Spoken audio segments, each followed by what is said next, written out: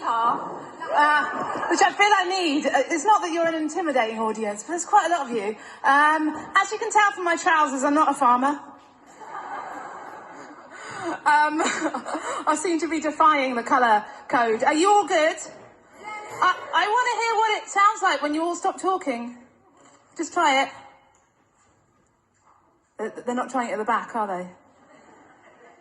I believe it could be quite nice. It's been it's been so amazing, but also really noisy. So for the neurodivergents among us, I support your desire to hide under the table tomorrow for at least half the day with giant headphones on.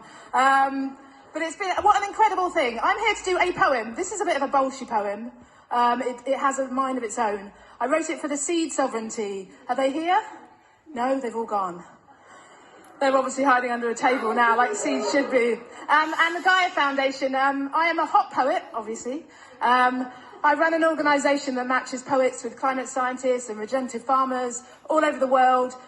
We work with amazing organisations to try and be a bridge between the complexities of the challenge and the opportunities and communicate that through poetry. And I'm going to give you an example of that. I wrote this poem for the seed sovereignty. It's about seeds. Starts with some... Who loves seeds? I'm going to tell this poem, it's found its audience here. It starts with some kennings. Kennings are very... I'm just explaining poetry to you. It's just two words describing one thing. I know you haven't heard that a lot today, but starts with a list of two words describing seeds, and then it gets a bit anthemy, a bit passionate. And I bring this down a bit. I'm warning you. I'm warning the poem, because I don't know what it's going to do. We are the seeds.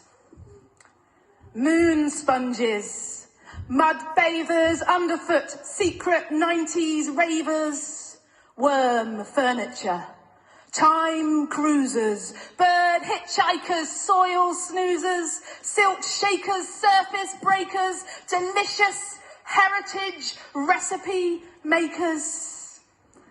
We are the weavers, the seeders, the petrochemical mourners. We've watched the world sow itself into 4 monoculture corners.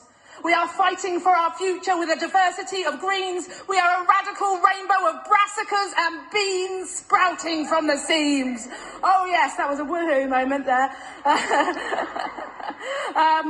We have carved a ship from sweetmeats to sail across the sea. We are building sacred storerooms from our growing sovereignty. We are the seeds. Taste testing, land racing, reinventing recipes from our great-grandmother's legacies. Giant Gorterhawk cabbages, piece-fine tomatoes, thick slices of black oat apple tart. The fittest local produce, the most resilient survive. We are letting the soil teach us how to thrive. Pirates of promiscuous planting, hope sharers, ring bearers, carrying what is precious in our pockets, searching for lost lentils in the greenhouses of new friends. I know there's a lot of you who do that, I'm sure. And that's okay. Storing our salvation in a fleet of silent arcs, we're turning cities into gardens. We are artichoke hearts. I know, right? It gets good now. I'm just trying to find, yes, okay. We are community. We are tribe. Custodians of the stories which will help our people stay alive. And every time they squash us, we grow squash.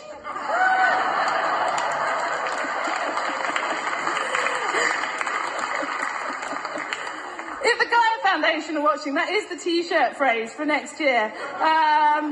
For as the world shifts and oceans drift, rivers, floods and crops fail, we sail between GMO control and climate devastation, knowing variety and resilience will protect our children from catastrophic food starvation.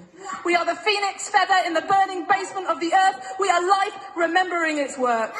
We are the growers, the hoers and the knowers, the dandelion clock blowers, connected as we scatter, sowing seeds across the earth. We are leaves of hope unfurled, toes in soil uncurled. We are the ruddy, raucous revolution of broad-backed beans and curly kale. We are the seeds. We cannot fail. We are our children's song. We are different, we are many, but we all belong. We are free, we are alive. And if we plant the future here together, we will survive.